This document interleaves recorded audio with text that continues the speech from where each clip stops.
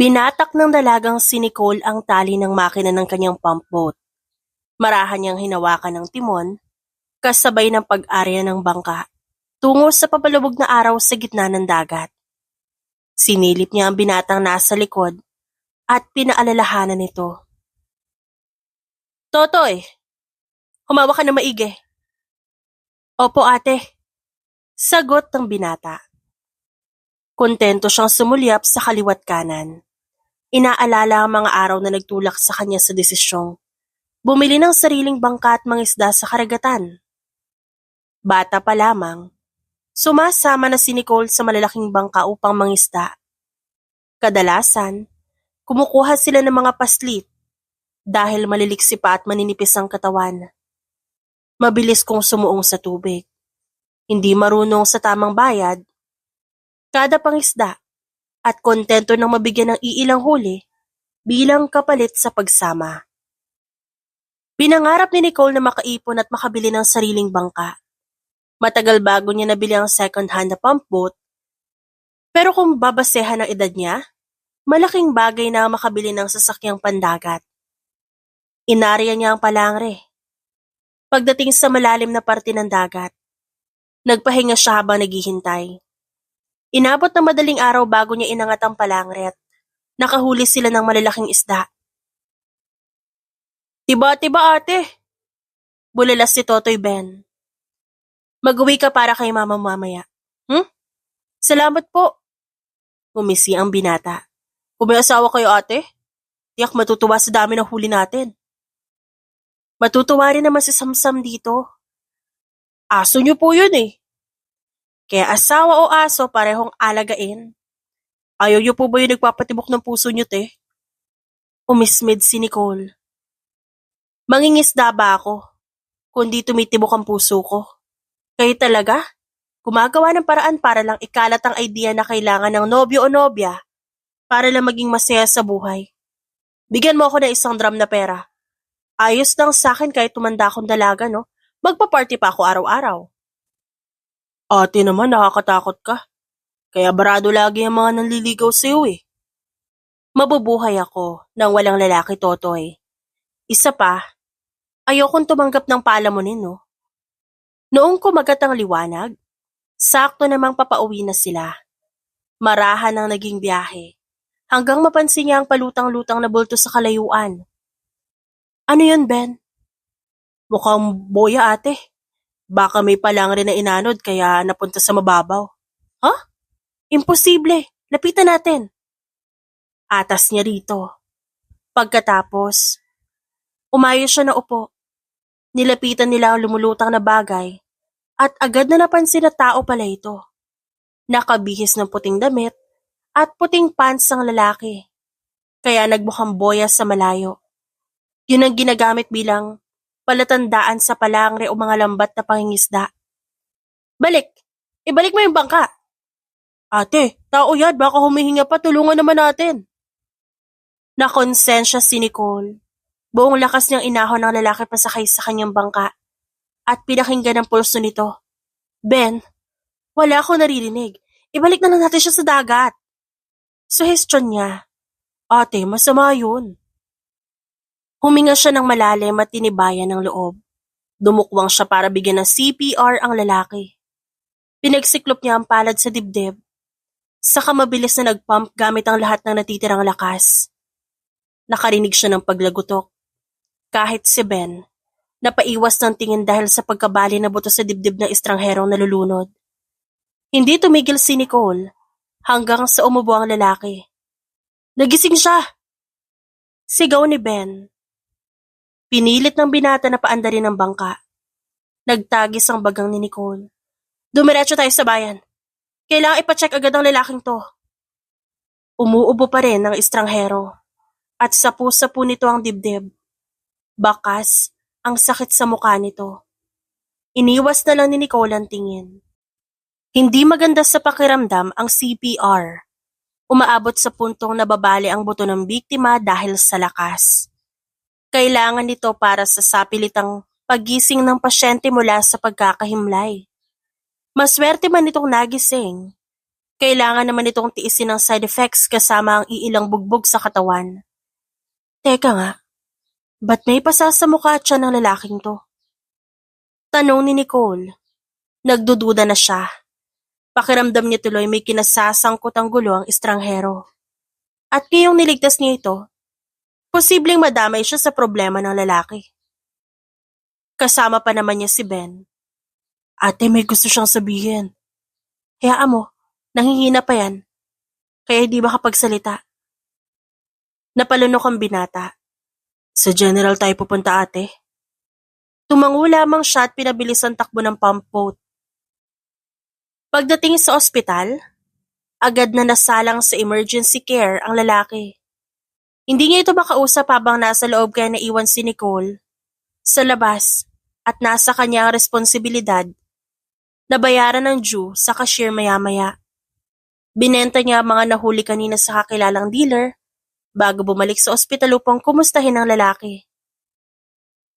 Hindi pang karaniwan ng taong niligtas natin, ate. Puna ni Ben. Nakita ko sa tatak ng damit niya, branded yun eh. Nabasa ko sa social media. Ganong brand yung gusto ng mga classmate ko eh. Talaga? E di mayaman pala si Bossing. Di na ako magtataka kung ba't siya na-target. Maraming masasamang loob ang talaga mag-aabang sa'yo sa daan kung espesyal ka manamit. O magdadala ka ng mga mamahaling gadget. Baka may ibang rason kung ba't siya nalunod, ate. Gaya naman ng ano. Baka may kaaway siya. Ngumuso ang binata. Tignan mo, marami siyang bugbog sa katawan. Ben, wala siyang kwintas, sing-sing, o kahit relo sa katawan. Walang sapin sa paa, walang wallet, wala ring laman ng bulsa. Duda ko, ninakawan ng lalaking yon. Ang bilis talaga ng mata mo, ate Nicole. Napangiwi siya. Ayaw niyang aminin na dati siyang mandurukot at nagbagong buhay lang noong magdalaga. Nakakahiyaman. Pero nung kabataan niya, mabilis siyang naimpluwensyahan ng mga kasama niya na mga ulilat laki sa kalye. Mahirap iwakli ang inggit sa katawan, lalo na para sa isang bata. Naging hayok siya sa pera. Ayaw niyang matulog ng gutom. Barya lang ang binibigay ng mga nagmamay-ari ng malalaking isda kaya kailangang dumiskarte. Wala siyang ina o ama na gumagabay sa kanya. Lalong wala ring mga kapatid para tulungan siyang humanap ng makakain araw-araw. Kaya hindi na bago sa kanya ang galawan ng mga magdanakaw. Pumasok sila sa ward ng lalaki at naglapag ng pagkain sa kama nito. Agad na nagising ang estranghero. Mangiyak-ngiyak ito at nagpapasalamat pa kahit garalgal ang boses ng binata dahil sa pagkalunod. Buti at tinulungan niyo ako. Thank you so much. Walang anuman. Nasabi mo na bang pangalan mo sa mga nurse? Naalala mo naman siguro. Umupo si Nicole. Tumabi sa kanya si Ben para ibigay sa lalaki ang lugaw na binili nila. Oo. Ako nga pala si Arvin Casimiro. Napahawak ito sa dibdib. Yung bill mo sa ospital ako na nagbayad. Maintindihan mo naman siguro kung hihingan kita ng pera. Mabait akong tao pero simple lang din ang buhay ko. Wala sa budget ko yung pagsagot sa bills mo rito kaya sana maibalik mo agad. Nababahalang lumingon si Ben. Ate, walang wallet si Kuya Arvin nung iangat natin siya sa tubig. Mukhang wala siyang pambayad sa'yo ngayon eh. Nag-iwas ng tingin si Nicole at hindi na pinansin pa ang usapan ng dalawa. Aalis na ako ngayon din, para hindi na makaabala pa sa inyo. Miss, salamat sa naging tulong mo. Naintindihan ko ang sinabi mo kanina. Huwag kang mag-alala. Hahanap ako ng paraan para makabayad agad sa naging tulong mo. Sabi ni Arvin. Tumango siya bago tumayo para tanungin ng nurse kung kumusta na ang lagay ng binata. Kung kailangan itong magpa-confine, aabonohan niya ang panggastos. Gusto niya lang naman sukatin kanina kung nasa tamang wisyo ba ang lalaki. Marunong itong tumanaw ng utang na loob at hindi asal manggagancho kaya aalalayan niya ito. Babalikan mo siya rito pagkatapos ng 2 araw, ate? Kala ko ba wala kang pake sa kanya? Untag ni Ben. Hayaan mo ko. Masyado ka pang bata para intindihin kung bakit. Sige na, umuwi na tayo. Kawawa yung isda mo sa icebox kung di natin iuuwi agad. Ginulo ni Nicole ang buhok ni Ben. Pagkatapos ay pumasok siya muli sa ward at lumapit sa kama ni Arvin. Tol, balik ako makalipas sa 2 araw ah. Nabulunan nito sa lugaw na kinakain. Anong tol? Just call me Arvin. Ayos lang. Salamat ulit, miss. Nicole, mag-iwan ako ng number dito sa mesa mo. Kung maisipan mo mang umalis, dapat magsabi ka sa akin para hindi na ako mag-abalang pumunta rito at kumustahin ka. Hindi ako aalis agad. Babayaran pa kita. Hihintay kita dito. Tinapos ito ang kinakain at Kiming umupo sa higaan. Napakamot sa batok si Nicole. Napakahinhin itong kumilos. Hindi niya malaman kung ganito ba talaga ito o sadyang side effect lang ito ng pagkalunod sa dagat. Nilapitan niya ang binata upang salatin ito sa noo. Mukhang nilalagnat ka pa. Oo eh. Masakit din ang dibdib ko. Nahihirapan ako huminga. Huwag ka na mag-inarte. Kanina nga halos magkulay blue ka na. Kung di ko pa binali ang buto mo sa dibdib, baka di ka pa napilitang magising. Magpagaling ka para makabawi ka agad. Sagot niya dito. Thank you. Sige na. Hinigit niya si Totoy Ben at nagmarcha paalis ng silid. Binahagian niya ng pera ang binatang kasama bago pumara ng masasakyan papuntang port.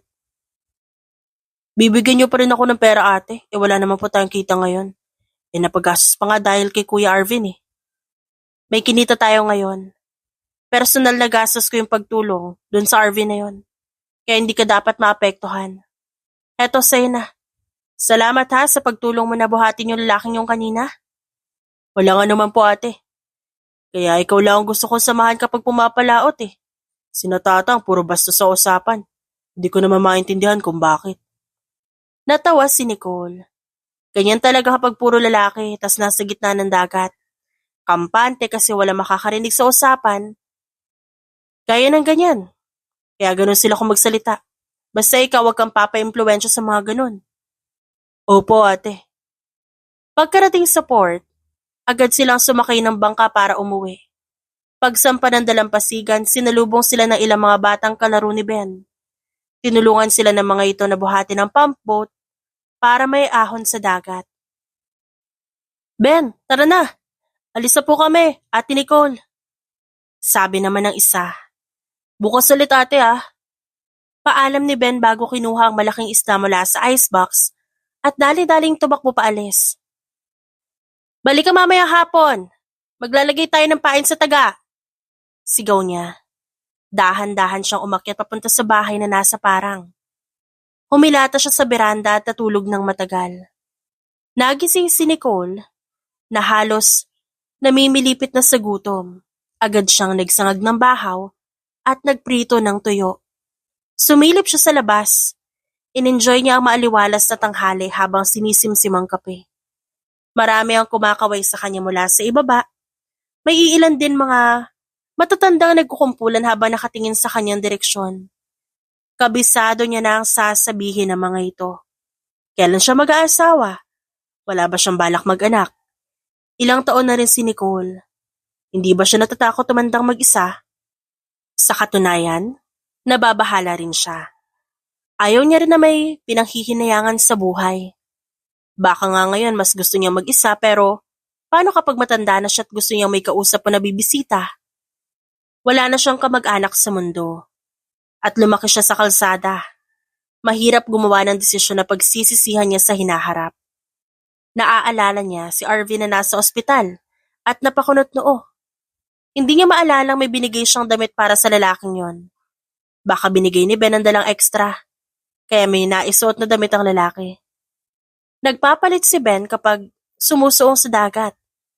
Mukhang nahabag talaga ito sa Arvin na yon. Bibisitahin niya ito bukas. Hindi naman maipinta ang mukha ni Arvin Casimiro habang nakatingin sa bintana ng ospital. Nagdadalawang isip siya kung tatawagan ba niya ang assistant na si James o hindi.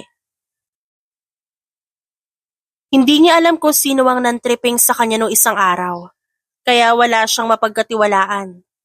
Sumama siya sa isang bachelor's party na idinao sa isang eksklusibong yacht party. Drinks, gambling, drugs, and women. Isang paraiso na maituturing para sa mga mabisyong lalaki. Arvin was never that type. Noon pa man, siya itong tipo na mahina ang loob at gusto na kalmado lang lagi ang araw-araw.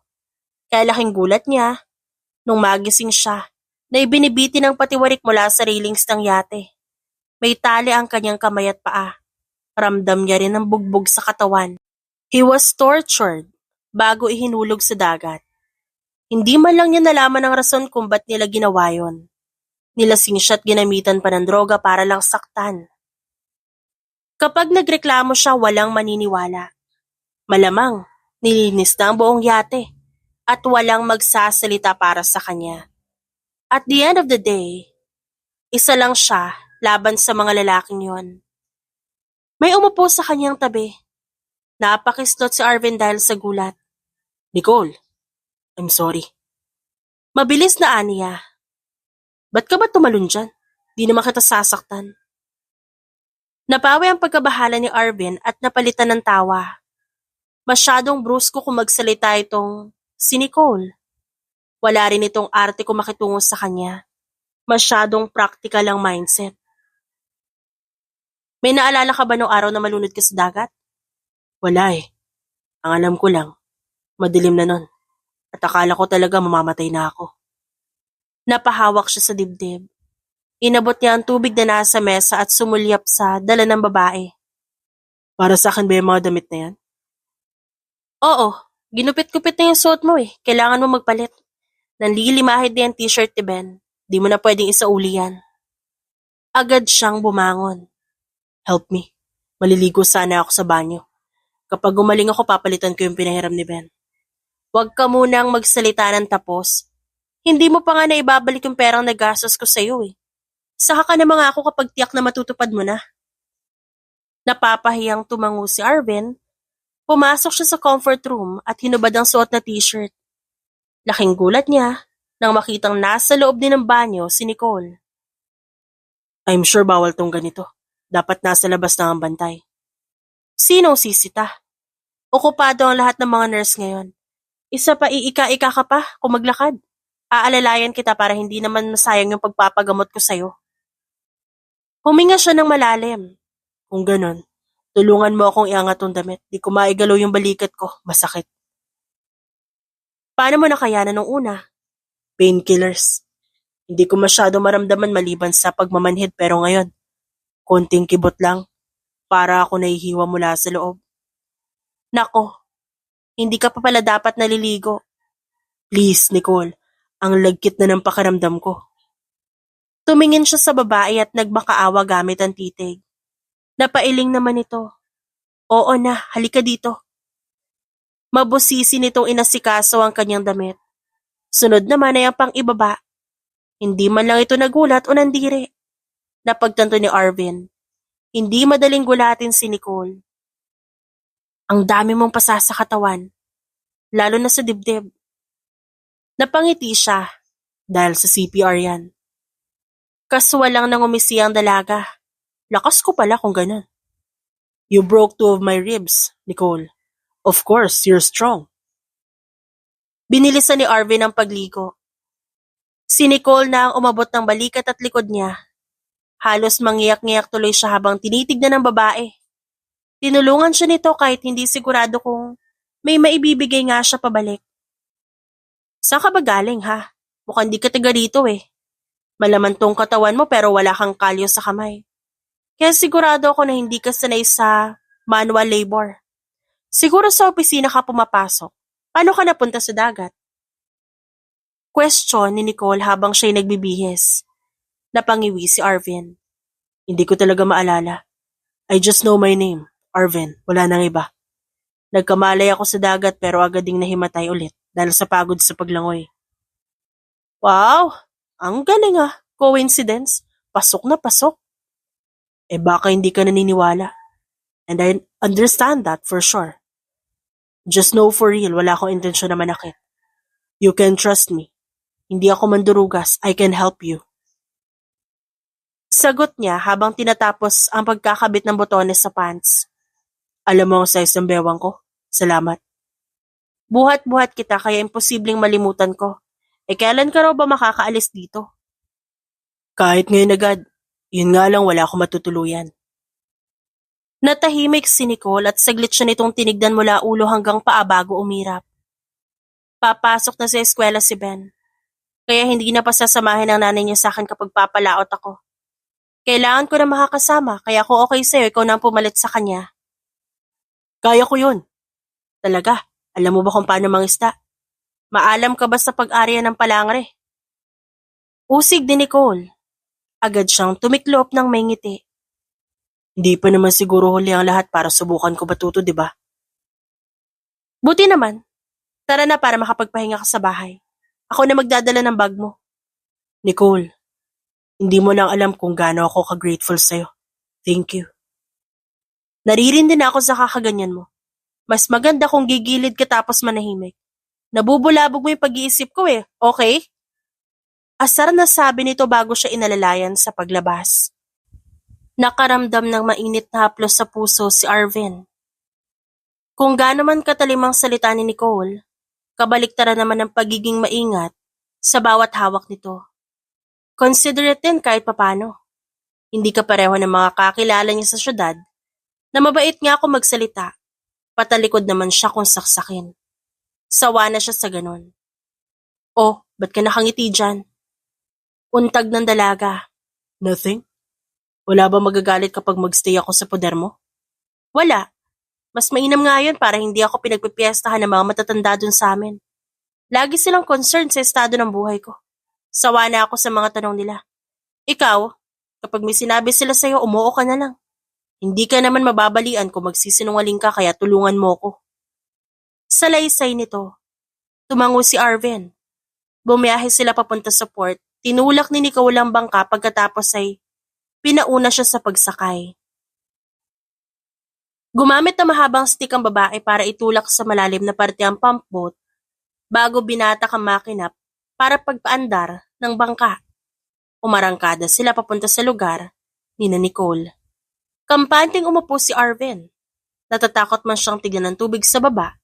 Alam niyang hindi siya mapapahamak dahil si Nicole ang kanyang kasama. Dahil niligtas na siya nito, pakiramdam niya isang superhero ang dalaga. Pagka-uwi, agad na nagluto ng lugaw si Nicole. Inutusan niya si Arvin na pahiran ng ointment ang mga pasa para maibsan ang pamamaga. Dahil nagdesisyon siya na panindigan hanggang sa huli ang ginawang pagtulong, hindi na siya umimik nung makitang nahihirapan ito at nagpa siyang gumalaw para sa pangingisda mamaya. Lumabas siya na makitang tulog na. Cecilia, ang binata. Binigyan niya ito ng kumot bago bumaba sa dalampasigan. Ineng, sino yung lalaki inuwi mo? Ayaw magkwento ni Ben, kamag-anak mo ba yon? Pag-uusisa ng kanyang kapitbahay. Hindi ho, pero doon muna siya makikitira sa akin. Gusto magbakasyon kaya inalo ko yung bahay ko. Seryoso ka? Ba't puno ng pasayon? Baka sa pilitan mong kinaladkad para sumama sa'yo. Napatirik ang mga mata ni Nicole. Nay, mukha ba talaga ako masamang tao? Hindi naman, pero suplada, oo. Di bali, wag mo na akong pansinin. Alam mo kapag matanda na kung ano-ano nang nasasabi. Ang akin lang masaya ako kasi may kasama ka na dyan sa bahay mo. Hindi ka na mag-iisa. Huminga siya ng malalim at tumango. Oo nga po, sige nay, aariya na po ako at magdidilim na. Tumingala ka muna Lumingon siya sa itinuro ng matanda at nakita ang pagkaway ni Arvin mula sa bintana ng kanyang bahay. Nanghihina pa ito kaya hindi niya na isinama. Siguro matapos ang 2 linggo pwede niya na utusan ng lalaki na samahan siya sa pangingisda. Kumaway siya pabalik dito. Hindi niya maitago ang excitement na nadarama. Ngayon lang siya muli nakatagpo ng taong pwede niyang turuan. Halos lahat kasi sila dito maalam na sa pangingisda. Kaya namimiss niya ang ginawang pagtitraining kay Ben noon. Nagpatulong siya sa mga kapitbahay na buhatin ng pump boat pabalik sa dagat. Nagsagwan siya palayo bago hinila ang tali sa makina at kinontrol ang timon. Mag-isa siyang papalaot ngayon. Hindi man ito ang nakasanayan niya, May kung anong tuwa sa kanyang puso habang iniisip na may naghihintay sa kanyang pag-uwi mamayang madaling araw. Gumising si Arvin na wala pa si Nicole sa bahay. Agad siyang kumilos para maghanda na makakain ito. Mukhang hilig ng dalaga ang pagkakape kaya pagkatapos yung magprito na itlog at tuyo, nagsalang siya ng takore na may lamang tubig. Nagwalis-walis din siya sa payak na barong-barong. Hindi nagtagal, narinig niya ang kaluskos mula sa pinto. Nicole? Bungad niya. Oh, gising ka na pala, kamusta pakiramdam mo? May dalang icebox ang dalaga, tapos isang supot naman ng tinapay sa ibabaw nito. Tumulong siya na ibaba ang karga ni Nicole. Maayos na ako. May kirot dito paminsan-minsan. Pero nakakapagbihis na ako na mag-isa. Maganda yan. Heto, bumili ako ng tinapay. Nag-almusal ka na ba? Nope. Ibinida niya ang nakataklob na pagkain sa lamesa. Ay, cook. Hinintay kita para sabay na tayo. Gusto mo ba ng kape? Mamaya na. Masyado kang maligalig. Huwag kang ganyan. Hindi naman kita palalayasin kung di ka kumilos agad. I just want to be useful. Nagigilty rin kasi siya dahil naaalala niya lahat ng nangyari noong gabing malunod siya. Sadyang hindi pa siya handang bumalik sa lugar kung saan siya nakatira at ipakita sa mga kriminal na yon na humihinga pa siya. Pakiramdam ni Arvin. Hahanap ang mga ito ng paraan para mapatahimik siya habang buhay. Next week, magiging useful ka na rin. Kung gusto mo papagurin kita hanggang sa gumapang ka papasok dito sa bahay. Hindi niya alam kung nagbibiro ba si Nicole o seryoso ito sa naging banta. Para sa kanya, ayos lang ang mapagod kesa mamatay. Kaya malugod niyang tatanggapin ang magiging utos nito. Sabay silang umupo sa pagkainan. Mamaya na raw aasikasuhin ni Nicole ang isdang nasa icebox kaya nakapagkwentuhan ito sa kanya habang nag-aalmusal. Simple ang bahay ng dalaga. Walang appliances maliban sa ventilador. Kahit sa ang sulok may flashlight pang emergency. Kapag umaga, maririnig ang malakas na radyo mula sa kapitbahay. Pagpatak ng hapon, nariyan ang mga batang nagsasaya. Pati na ang mga ginang na naglilinis ng lambat na gagamitin sa pangingisda. Bago kay Arvin ang lahat ng ito. Papalaot ka ba mamaya, Nicole? Untag niya sa dalaga habang nakatingin sa bintana. Hindi na muna, babawi ako ng tulog kaya huwag ka maingay ah. Kailan ba ako nagingay? Hindi siya sinagot ng dalaga. Pumikit na ito at natulog sa mahabang silya. Inobserbahan naman ni Arvin si Nicole habang inilibot ang tingin sa loob ng barong-barong. Kung di niya kilala si Nicole, iisipin niyang isang lalaki na nakatira sa bahay na ito. Paano ba naman kasi? Wala ni isang kulay. Wala mga disenyo at mas nagkalat pa mga hindi importanteng gamit kesa sa mga palamuti. Para bang hindi permanenteng bahay ang trato ni Nicole sa tahanan na ito, kundi isang temporaring tulugan lang. May mga murang gamit na binibenta sa bangketa pero mas pinili ng babae na makontento sa bahay na wala ni isang kurtina o mantel sa mesa. Lumabas siya ng bahay. Bumaba si Arvin para sa uluhin ng buong lugar. Dahil papagaling na ang kanyang mga pasa, hindi na sila ganun kaagaw atensyon. Gayon pa man, marami ang nababahala kapag nakikipagkilala sa kanya. Arvin kamo, palagyan mo ng yelo yung bugbog oh. Sabi ng isang ginang sabay turo sa kanyang pisngi. Aray naman ho. Napakislot siya. Ay naku, pasensya na. Bahagya siyang nainis. Mukhang hindi naman ito sincere sa paghingi ng tawad. Umiling na lamang siya. Ayos lang po. Ang bait mong bata, iho. Ano nga ulit ang ugnayan niyo ni Nicole? Hindi ka naman pinilit ng babae niyo na tumira dito, ano? Hindi ho. Ako yung nagpumilit sa kanya na sumama. May malaking utang po ako kay Nicole. Wala po siyang ginagawang masama. Tumindi ang tingin ng mga meron. Natigil lang sila nung makarinig ng malakas sa paswit mula sa parang. Lumingon si Arvin sa pinanggalingan ng tunog at nakita si Nicole. Nakaipit ang daliri nito sa bibig, akmang magtatawag ulit. Kumaway siya dito sa nagpaalam sa iba. Mukhang tinatawag na po ako ni Nicole, mauna na po ako. Sige, kaawaan ka, Arvin. Hindi pa man siya nakakalayo, nag-umpisa muli ang bulungan. Kita nyo naman, tinawag na parang aso. Sinasabi ko sa inyo eh. Mukhang tama ka nga. May malaking utang daw. Paano hindi napilitan yun eh? Kung walang pambayad talagang magkukusa ka na lang na sumama kaysa bugbugin palalo. Gatong ng isa pa. Natawa na lamang si Arvin. Umakyat siya sa parang at pumasok sa bahay ni Nicole. Tawag mo ako? Oras na ng gamot mo. Isang mainit na haplos ang naramdaman ni Arvin sa dibdib at napalunok siya. Sige, iinumin ko. Tapos magpapahinga. Matutulog na ako ulit. Hindi ako mag-iingay, Nicole. Matutulog din ako sa loob. Paalam niya. Tumangulang ang babae bago iniba ang pwesto sa paghiga. Napangiti na lamang si Arvin. Makaraan ng ilang araw, isasama na ni Nicole si Arvin sa pangingisda. Pero habang nasa bahay pa, tinuruan niya na rin ito ng mga gawain na pwedeng asikasuhin habang nasa bayan siya at namimili. Akin na yung balde. Diligan natin tong halaman. Utos niya. Ikaw ba may-ari ng vegetable patch na to? Ang daming bunga, Nicole. Oo, dun sa unahan. Hindi na atin yan. Ang mga okra lang ang pinapakuha ko sa iba kasi kapag tumigas na hindi na pwedeng kainin. Sasayang lang. Ang layo naman ito mula sa bahay. Di ka ba nahihirapan? Sumulyap siya sa binata at umiling. Hindi maayos ang lupa kapag malapit dun sa atin, mabato tapos mabuhangin pa. Kaya kailangan ko lumayo-layo konti. Sa susunod na linggo, magsisimula na sila sa paglulugit ng niyog para sa kopra. Tutulong tayo, pera din yon. Anong gagawin natin doon? How does that work? Aakyat tayo ng bundok. May mag-harvest ng mga niyog tapos tayo magbabalat at kukuha sa laman. Sa tingin ko, magiging mahal ang bili sa kopra. Kaya maganda kapag sumama tayo. Tinapos niya ang pag-aasikaso sa hardin sa katumayo. Lumapit si Arvin para pagpagan ng kanyang pants. May guhit ng dumi sa laylayan nitong pants mo, Nicole. Madumi din ba sa likod? It's fine now.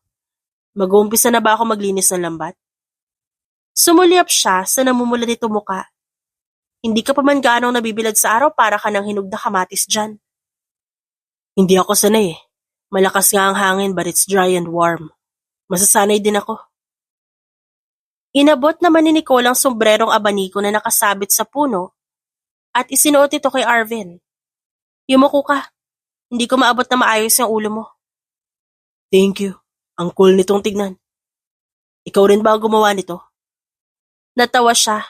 Binibili yan sa merkado. Di naman porke nasa tabing dagat kami. Para bang lahat ng gamit namin dito, kami ang gumagawa. Right, sorry. You'd be surprised to know, karamihan sa mga laking syudad, marami talagang misconception pagdating sa mga nakatira sa probinsya o tabing dagat. Alam ko yan. Nakikita ko sa mga dumarayo sa merkado para mag-vlog o di naman kayo nagtatanong sa mga taga dito sa amin. Na para bang dapat alam agad namin ang sagot. Iisipin pa ng marami, bobo kami. Yun lang talaga, sadyang hindi kami aware sa mga bagay na wala namang kinalaman sa hanap buhay namin. Napangiwi si Arvin. I'm sorry you experienced that. Tara na, tuturuan pa kita kung paano maglagay ng pain sa taga. Iniisip pa ng mga tao rito na magkapamilya tayo. Mas malala pa dyan, no? Kala nila boyfriend kita. Tumango si Arvin. Gusto mo bang klaruhin ko sa kanila na hindi o ayos lang?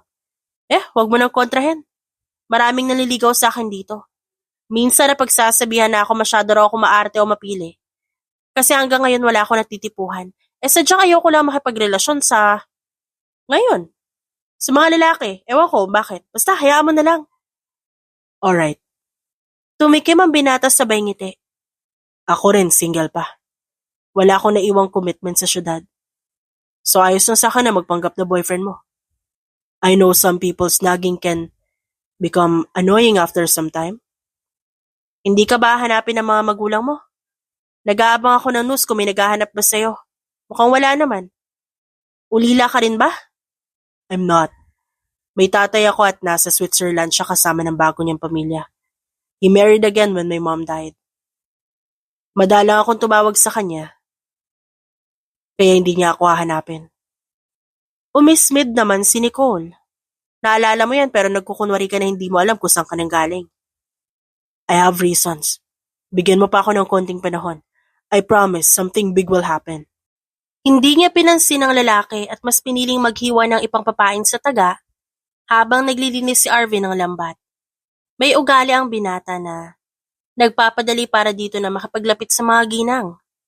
Kahit ng ibang kababaihan, hindi lang naa-attract sa gwapong mukha ni Arvin, kundi pati sa malumanay nitong pagsasalita. Obvious manlalaki sa yaman ng lalaking ito. Wala naman sa kilos ng pagiging mapagmataas o pagiging matapobre. Paano pag ganito ang pagkakabuhol, Nay? Tanong ni Arvin. Iikot mo. Hayaan mong magkalasog-lasog yung ulo kasi sira na rin naman yan. At di mapapakinabangan. Huwag mo nang dahan-dahanin sa lambat. Payo ng matanda. Inobserbahan ni Nicole ang binata. Nilinisan niya ang kamay bago lumapit dito. Ingatan mo yung daliri mo baka matusok ka ng mga buto. Hindi ka naman ba nasusuka sa amoy? Malansa talaga ang lambat. Ayos lang. It's not bad actually. Kapag pumunta ka sa mga pagawaan sa lungsod, mas masakit sa ilong yung amoy ng kemikal na ginagamit nila. I like the air too. Napaka-presko magtrabaho. Ang kati lang talaga ng pisngi ko. May tumalsik dyan kanina eh. Akin na. Kumuha si Nicole ng towel para punasan ang mukha ng binata. Pinagmasdan siya nito ng may ngiti. May nabanggit sa akin si nanay kanina. May birthday daw sa susunod na linggo. Gusto nila akong papuntahin, dapat magkasama tayo. Wow naman. Mas mukhang kasundo mo pa yung mga tao dito kaysa sa akin. It's not my fault they like me. Patapos na ako dito, pasensya na kung natagalan. Papalubog niyo yung araw Alam ko naman na mabagal ka. Wala naman talagang perfect sa unang subok. Lalo na sa trabahong gaya nito. Sige na. Tulungan mo ako isakay sa bangka lahat ng yan. Hindi ba sasama si Totoy Ben? Kala ko pupunta siya bilang last day niya ngayon sa bangka mo. Nako, inutusan ng nanay na mag-focus sa eskwela. Napapabayaan niya kasi ang pag-aaral nito mga nagdaang linggo kasi panay ang pagsama sa akin. Bad influence ang gaya ko Wala alam sa pag-aaral at di marunong sa mga science o English na yan. Kumunot ang noon ni Arvin. Pwede ko silang kausapin. Sumasideline si Ben kaya ang dapat pagtuunan niya ng pansin ang pag-multitasking para makayanan niya ibalanse ang pag-aaral at pagtatrabaho. Tinulungan niya ito na makasampas sa bangka. Pagkatapos mag-ayos ng mga dadalhin, bumalik din sila sa bahay para makapagpalit ng damit. Kumain sila kakaunti at nagdala ng makakain habang nasa dagat. Ilang oras pa ang lumipas, kaharap na nila ang karagatan. Pumalaot sila at tuminto sa malalim na parte. Unang pinakawalan ni Nicole ang palangre. Hinulog niya ang mga taga, habang si Arvin naman ang nagsasagwan. Nag-iwan siya ng palatandaan bago lumipat ang pwesto para sa lambat. Matapos yun, humiga siya sa bangka para magpahinga. Mainhin naman ang kilos ni Arvin sa takot na baka mahulog sa dagat. Makakatulog ka ba sa ganito? Para kang dinuduyan ng bangka. Tiningnan niya ito saglit bago muling nagtakip ng braso sa muka. Nakasanayan ko na to, Arvin. Vin na lang tawag mo sa akin. Your boat is bigger. Mahal ba mapagawa ng ganito? Oo naman. Kung sariling gawa, sa materyales kagagastos ng halos 20 mil. You're awesome. Hindi ako marunong sa ganito. Huminga ng malalim si Arvin. May aaminin ako, Nicole. Ano yun? May dinaluhan akong party. Hindi ko alam pero pinagdiskitahan akong bugbugin at ipatapon sa dagat ng magiging groom. Now I'm looking back on it. Narealize ko na baka iniisip nila na may namamagitan sa amin ng partner niya. She was my classmate. Pero hindi ko naman siya kailanman pinag-isipan na masama. So it was a shock for me when they hurt me. Salaysay nito. Gulat na bumangon si Nicole. Ang akala ko, ninakawan kita sinulog sa tubig. I wish it was like that. Maintindihan ko pa yon. Kasi may gusto silang kunin sa akin. Pero yung sakta nila ako dahil sa maling akala, it's inhumane. Hindi ko alam kung anong gagawin ko. Reklamo mo! Gumanti ka! Ngumiti naman si Arvin. I wish it's that easy. Pagbalik ko doon, baka may target symbol na sa ulo ko. Hindi pa man ako nakaka-recover, may pipitik na sa utak ko para lang di na ako kumanta. Ang hirap ng buhay niyong mayayaman? Kami kasing mahihirap, ang konsumo lang sa pang-araw-araw ang iniisip. Kayo, gumagawa kayo ng mga problema na hindi naman dapat nangyayari. I wish I know why. Nagustuhan ko tong lugar niyo because it's great. Pakiramdam ko safe ako rito. I know it's because there's you. Bumilis ang tibok ng puso ni Nicole. At agad siyang nag-iwas ng tingin. Maliit na bagay lang yung ginawa ko. Ano man ang maisip mong gawin, Vin, mas mainam pa rin na bumalik ka sa bahay mo at asikasuhin yung ugat ng problema. Huwag ka makontento sa pagtakbo kasi ikaw lang din mahihirapan.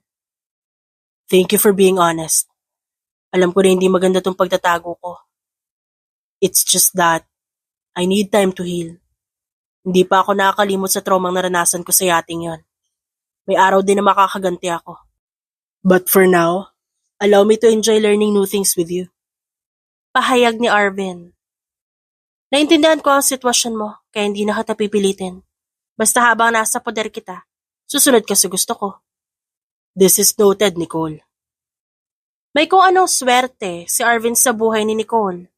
Magmula kasi no isinama niya ang binata sa mga lakad, labis-labis pa ang biyayang kanyang natanggap. Dagdag pa doon, naging magaan ang bawat trabaho dahil may kasama siyang kumikilos araw-araw. Nay, happy birthday po. Bati niya nung minsang dumalo sila ni Arvin sa isang salo-salo. Oh, Arvin, Nicole, buti naman na tumuloy kayo. Halina, may pagkain sa loob. Mainginit ang pagtanggap ng mga tao kay Arvin. Madali kasi nitong napapakisamahan ng mga kababaihan at matatanda. Samantala mukhang hindi naman ito mabenta sa mga kalalakihan sa kanilang lugar. Arvin, heto, may maha blanca. Magaling si nanay magluto niyan, tikman mo. Alok ng isang dalaga. Agad namang kumilos si Arvin.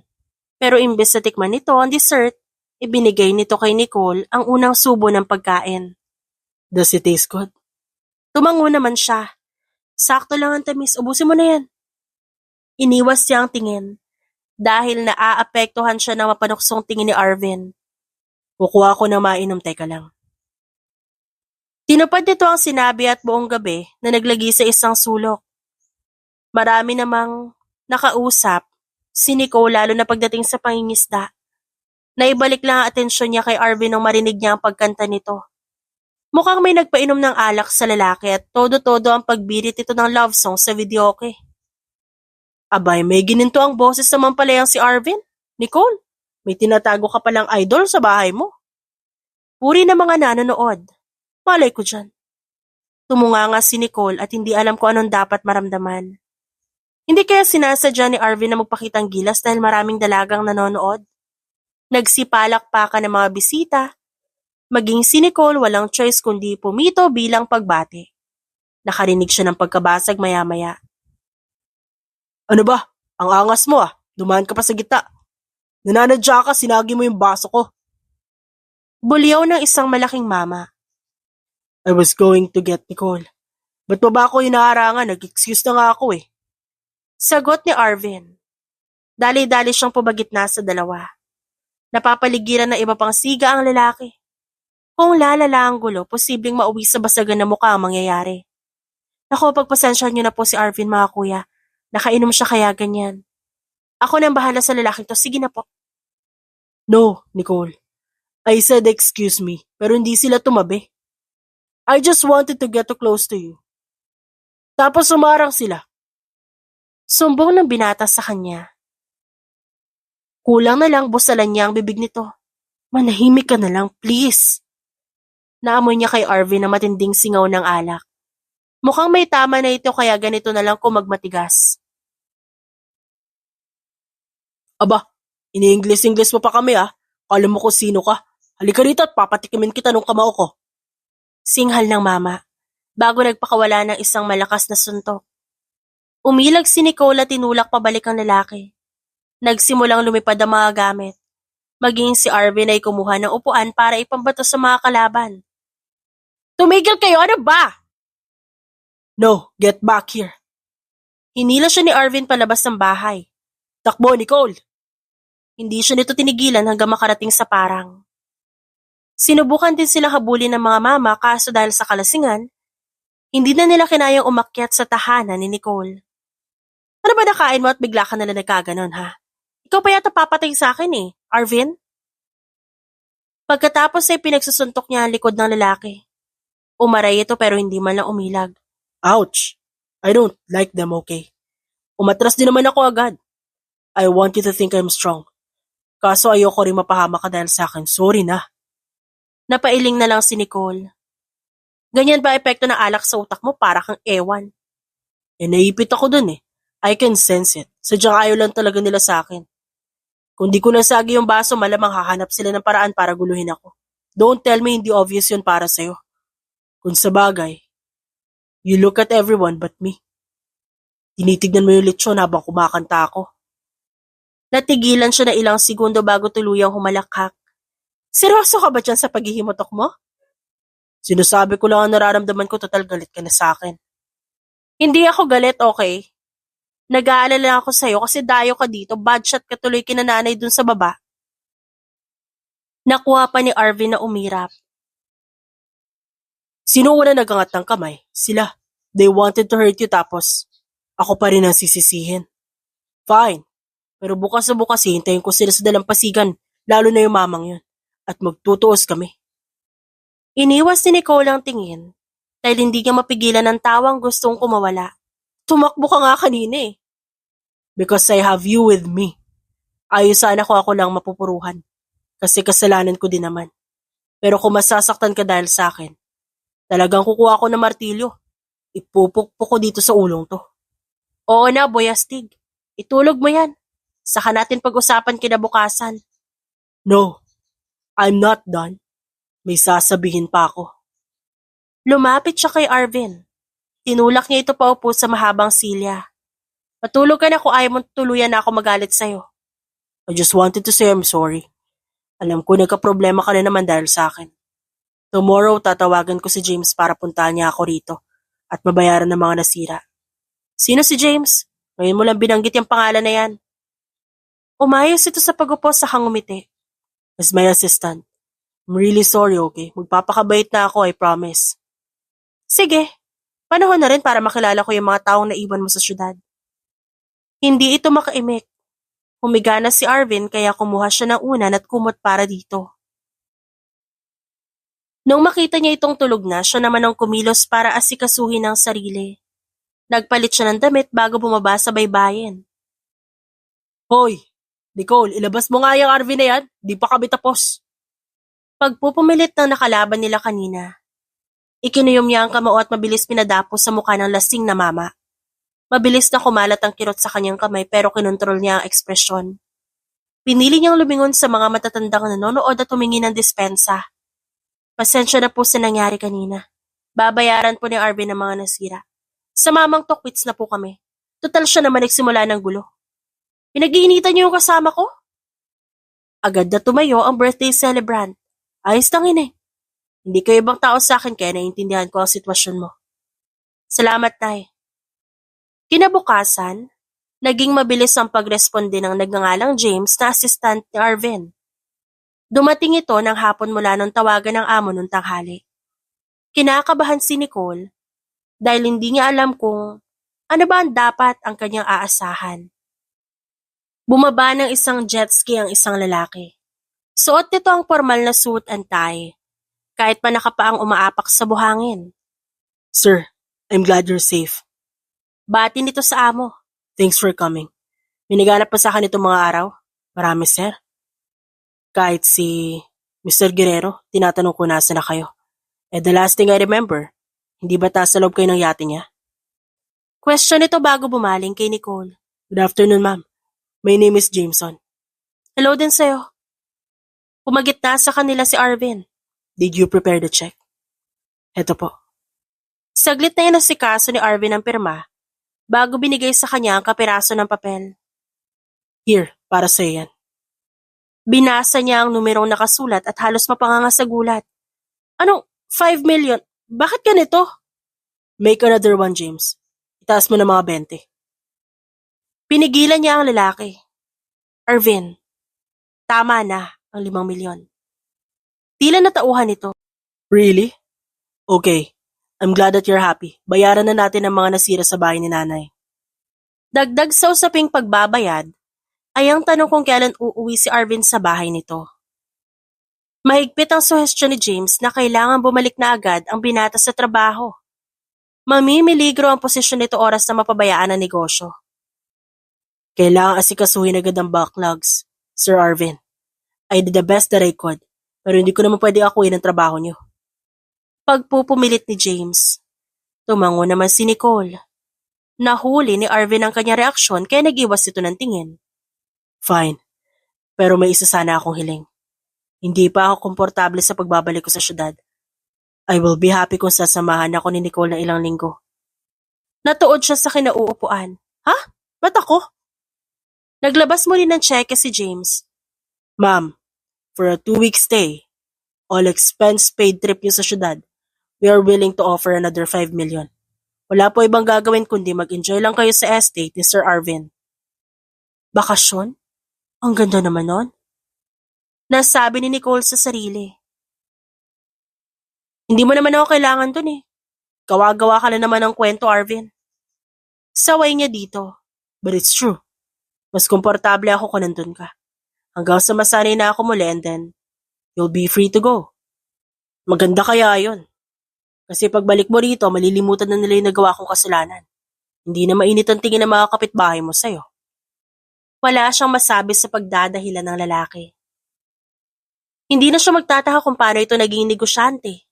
Magaling itong kumambinsi ng tao. Kung tutuusin, wala namang mawawala kung susubukan niya magstay doon ng ilang linggo. Oo na, pumapayag na ako.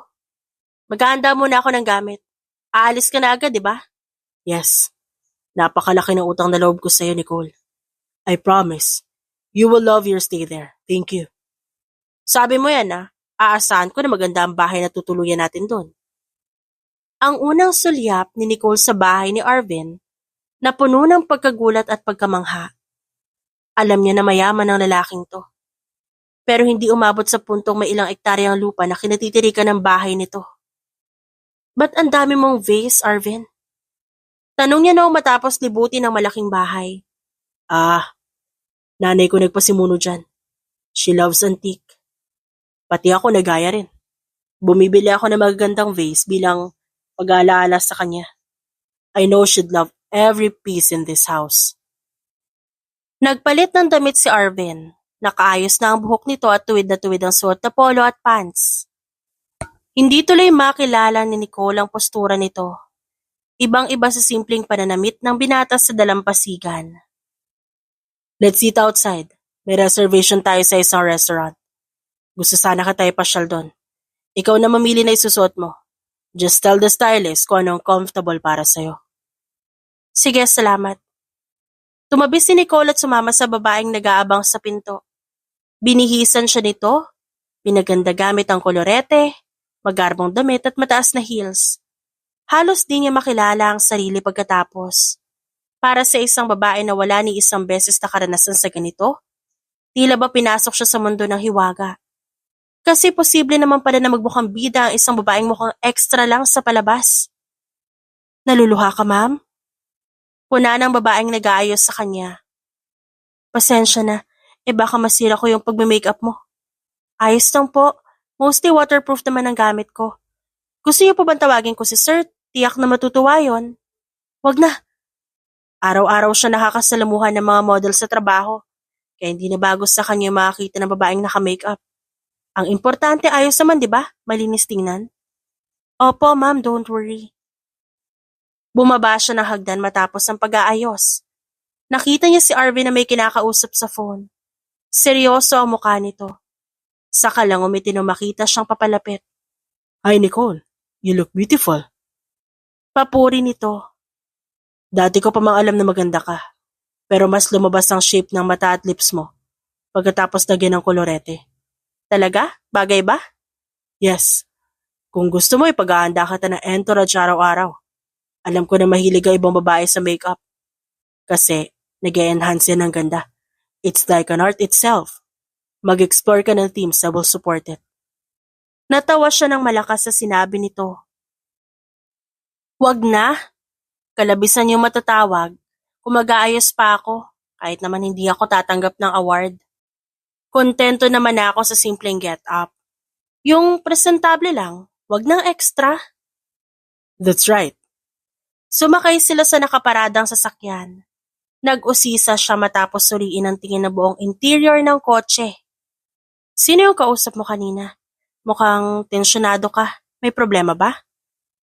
Nag-alala si Nicole dahil baka nalugi na ito. Paano kasi binigyan siya ng 10 milyon para lang sa simpleng pagkup-kup niya rito? May kausap lang ako para asikasuhin yung pagpapaimbestiga sa ginawa ni Guerrero sa akin.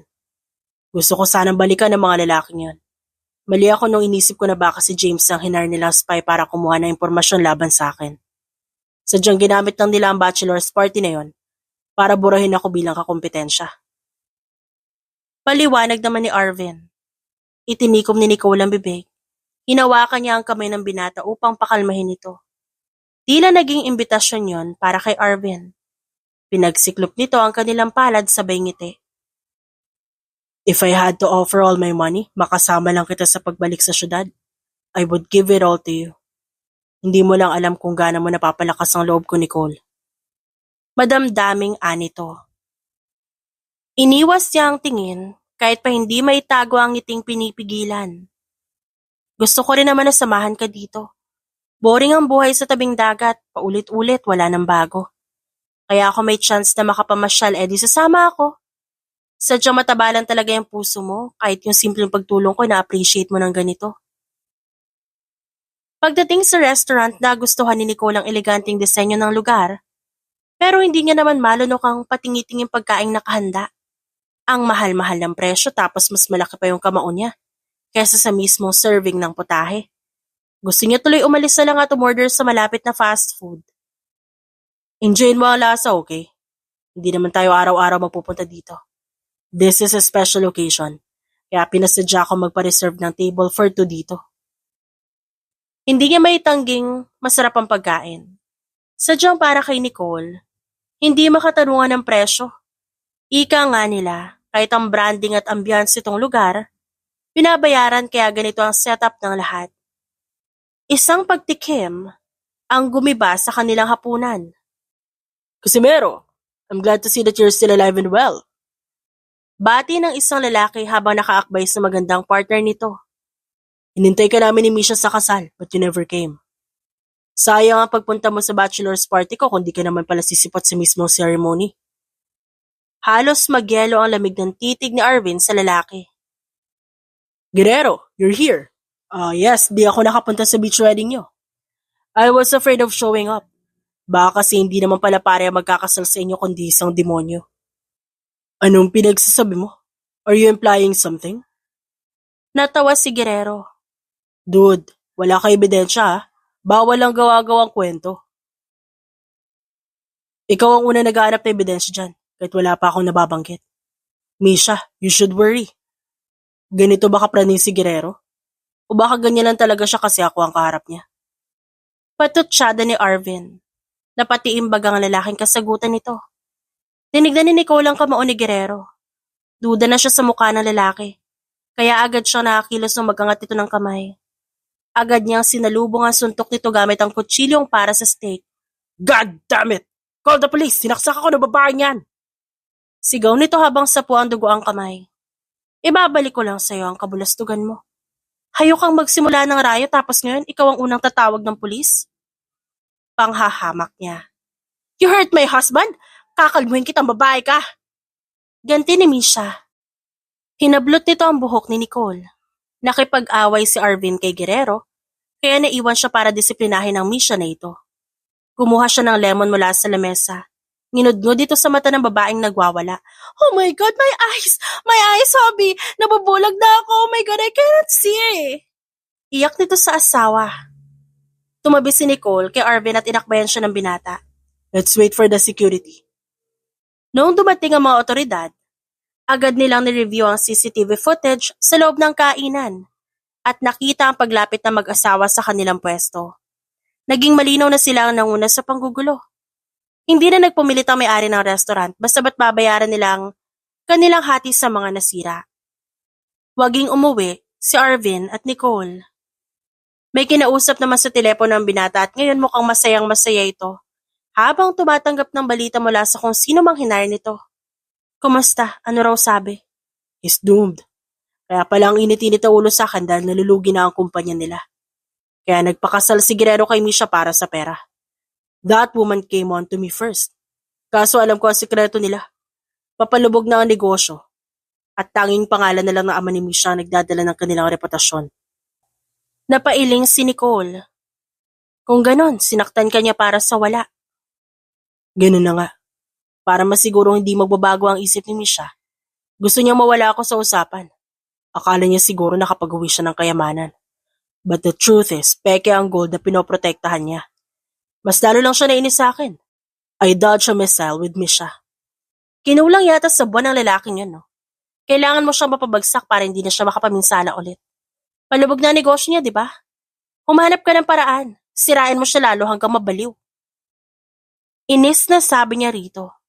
Nagulat na lamang si Nicole nung bigla siyang yakapin ni Arvin. Alam mo ba kung bakit ang lakas-lakas sa loob ko kanina? I did it all because there's you. Hindi ako papayag na magmukhang mahina sa harap mo. At the same time, I want you to be proud of me. Ang taas naman ang tingin mo sa akin, hindi naman ako espesyal, Vin. No. Ngumiti ito sa kanya ng pagkalapad-lapad. I love you, Nicole. Kaya gano'n na lang kagustuhan ko na magpa-impress sa'yo. Yang pera? Papel lang yan sa paningin ko kapag nandyan ka. Natameme si Nicole. Unti-unti siya nagkalakas loob na magsalita at tignan ng mga mata ni Arvin. Hindi naman ako sasama sa'yo dito para lang sa pera kung wala akong nararamdaman. Hindi pamilyar sa akin ang gulong gaya na nangyari kanina. Pero kung ang kapalit nun ay araw-araw tayong masaya, sa tingin ko makakaya ko yung tiisin. Napakagat ng labi ang binata. Makailang beses itong lumunok bago tumikim. Wala kang dapat i-adjust. We'll make a compromise. Hindi mo kailangang iwan ng tabing dagat para sa akin. Hahanap tayo ng paraan. Salamat, Vin. Hinalikan siya nito sa noo, sabay yakap muli. Tell me all your dreams. I will make it happen. Kasi hindi mo alam kung anong saya ang dinala mo sa buhay ko, Nicole. Tinanggal mo ang takot sa buong pagkatao ko. Naalala na naman ni Nicole ang kanilang unang pagkikita. Mabuti na lang at kasama niya si Totoy Ben noon. Kung wala ito baka dinaanan niya lang ang taong paglalaanan niya dapat ng pagmamahal. Dahil laki siya sa kalye at likas na praktikal, wala sa bokabularyo niya ang pagtulong. Saka lang napukaw ang awa niya nung makita ang kalunos-lunos sa sinapit ng katawan ni Arvin. Gayon pa man nangyari ang lahat dahil sa pagkakataon. Sapat na yun para pagkatiwalaan niya ang sarili na makakaya niyang panindigan ang natanggap na pagmamahal. Lumipas ang maraming taon, naikasal si Nicole at Arvin sa isa't isa. Isang simpleng seremonya ang kanilang idinaos dahil pareho nilang gusto ang isang intimate wedding. Sa huli, nauwi sa kulungan si Guerrero dahil sa sala nitong paggamit at pagbebenta ng illegal na droga. Bumagsak ang pinakaiingatan nitong negosyo. Naging payapa sa wakas ang buhay ng mag-asawa. Pumarada ang isang kotse sa parking lot ng universidad. Unang bumaba sa mamahaling sasakyan, si Arvin. Naglahad siya ng kamay para kay Nicole. Suot ito ang mahaba at magarbong white dress, angko para sa espesyal na araw ni Ben, ang binata na tinulungan nila makapagtapos ng pag-aaral. Kasabay ng paglago ng business na sinimulan ni Nicole, ay ang kagustuhan nitong makatulong sa mga kabataan na makapagkuleyo. Hindi naranasan ng kanyang asawa na tumungtong sa paaralan kaya gusto nitong magbigay ng oportunidad sa iba. Hindi nagbago si Nicole. Ito pa rin ang minahal ni Arvin. Ang babaeng matalas ng pananalita pero mabait naman ang kalooban. Tabingi ang necktie mo, Vin. Punaan ito sabay hila sa kanyang kwelyo. Yumukod siya para hayaan ito sa gusto. Hinalikan siya ni Nicole matapos ayusin ang kanyang necktie. Ayan, presentable ka na ulit. Para-paraan ka lang eh. Gusto mo lang talaga makalik. Kailangan ko pa bang simplihan? Suot ko na to. Natawa na lang ito sa pang-aasar niya.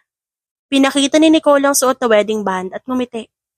Akin ka na habang buhay, Arvin. Lumambot ang kanyang puso dahil sa narinig. Inalalayan niya si Nicole habang paakyat sa hagdan at pumasok sila ng gymnasium kung saan idinaos ang ceremony.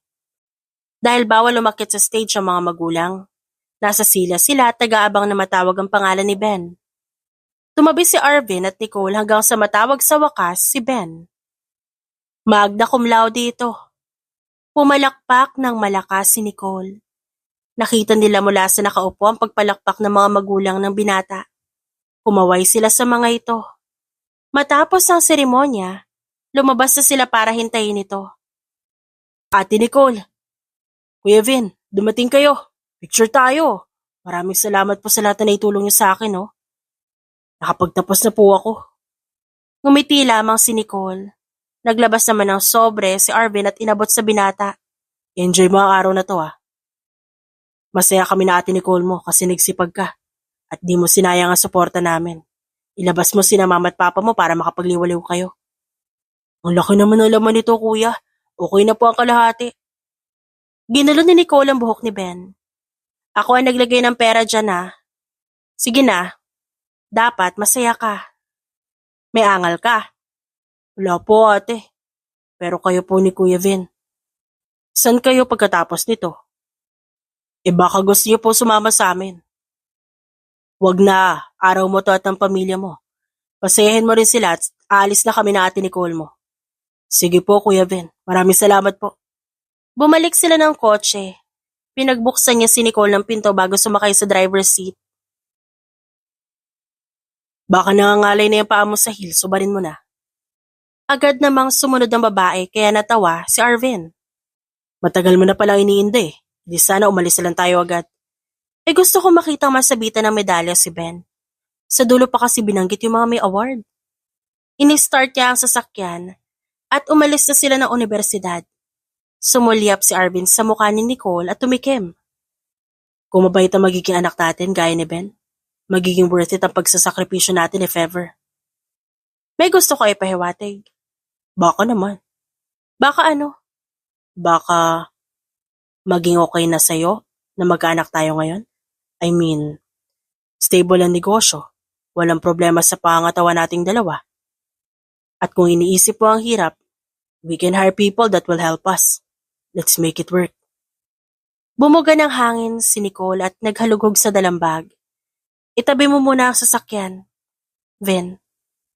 Sumunod siya sa sinabi nito at nagpark sa isang bakanting lote. Humarap siya kay Nicole. Look, ayoko maging pushy. Alam ko na marami kang iniisip. Baka magka-problema, baka hindi mo kaya.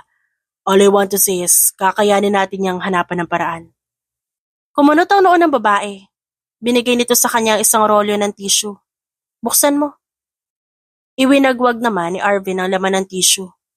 Halos mabulunan siya sa sariling laway nang makita ang positive na pregnancy test. Nicole, you're pregnant. Yes. Ako ang nagpakita sa inyan, kaya alam ko. Nabigla ka ba? Ibinaba ni Arvin ang bintana at nagsisigaw sa labas. Magiging tatay na ako! Magkakaanak na kami ng asawa ko! Shit! Woo!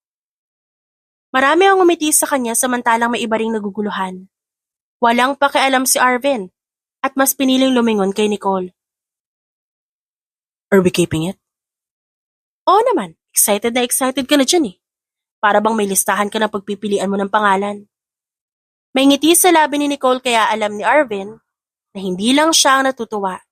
Siguradong pinag-isipan nito na mabuti ang mangyayari bago pinakita sa kanya ang resulta ng pregnancy test. May nakasave na tab sa browser ko, Nicole. Puro unique baby girl and baby boy name. Napapaisip na ako, what if magkaka-baby tayo? Ano kaya maganda yung pangalan sa kanila? Now it's finally happening. Inilabas niya ang phone at inilagay ang code ng birthday mismo ni Nicole. Maghanap tayo ng magandang pangalan. Saka na, nagbasa rin ako ng guide mula pa kagabi. Ang sabi, maingat dapat sa una at pangalawang trimester ng pagbubuntis. Kailangan masiguro na malakas ang kapit niya. Natauhan si Arvin. Naalala niya sa wakas na hindi ganun kadali ang panganganak. Maraming pagdadaanan na pagbabago si Nicole at kailangan niya itong pakinggan. At ang pagkakaroon ng anak ay hindi gaya ng pagbili ng manika sa tindahan, na pagbabasehan lang ang disenyo para masabing ayos na. Kailangan niyang ingatan ng kanyang mag-ina. Nicole. Bumigat ang paghinga ni Arvin. Niyakap niya ang asawa at maluhaluhang tumango. You're strong. Magiging malakas tayong dalawa and you have me. Alam mo kung saan tayo dapat magpunta ngayon? Sa simbahan. Magtirik tayo ng kandila. Gusto kong magpasalamat na kasama ka. Agad na pinaandar ni Arvin ang kotse. O sige, kabit mo ang seatbelt mo. Pagdating sa simbahan, bumili sila ng kandila sa labas upang sindihan sa loob. Taimtim na nagdasal si Arvin. Nasaksihan niya pa ang pagluha ni Nicole. Masama ba pakiramdam mo? Hindi, naisip ko lang. Ang layo na ng narating natin. Wala sa dagat. Tapos ngayon magkakaanak na tayo. Dati sinasabi ko pa na ayos lang kahit ako lang mag-isa pero ngayon mas napanatag ako kasi nandyan ka. Hindi ka lang nagsilbing asawa para sa akin. Ikaw din ang best friend ko. Masaya lang ako na nandyan ka. Ani Nicole sa kanya. Pinahid naman ni Arvin ang luha ng asawa at hinalikan ng noon nito. Hindi ako mawawala. Pangako yan. Marami ang nagkakamali sa pag-aakalang ang panandaliang kasiyahan ay contentment na magtatagal habang buhay. Hayok ang mga tao sa samot-saring experience. Mapait pa no masaya ang pangyayari. Ipinagpapasalamat natin dapat araw-araw. Inakala ni Arvin na kompleto na ang buhay niya sa pagninegosyo at pagpaparty. Inisip din naman ni Nicole na mapag-iiwanan na siya ng panahon dahil sa kanyang pagiging brusko at agresibo sa ibang tao. Naging katuwang ng isang lalaking overthinker, ang babaeng praktikal at walang inuurungan. Naging tahanan nila ang bawat isa sa mga karanasan sa buhay. Patunay na may pinasadyang tao para sa lahat. Kung matututo lang ang tao na makontento sa piniling maging karelasyon, mababawasan ang kanilang problemang iniinda. Minsan kasi, ang inaakalang simpleng paghahanap ng sariling kasiyahan ay nakakasakit na pala ng ibang tao. Dahil hindi kayang panindigan ng naunang desisyon. Pinapabayaan ang naiwang commitment alang-alang sa bagong excitement na natagpuan. Dapat maging mantra sa isip ng bawat tao na ang kasalanang ginagawa. Hindi nadadala sa limot ng taong napuruhan. Mauungkat at babalikan ang pangyayari at bawal silang sisihin sa nararamdaman. Ang totoo wala talagang taong nakakalimot sa sakit. The mind may forgive, but the heart does not forget. Habang buhay na nakaukit sa puso ng isang tao ang sakit ng pagtataksil at maging guide nawa ito para pag-igihan nating maging mabuting tao araw-araw. The end.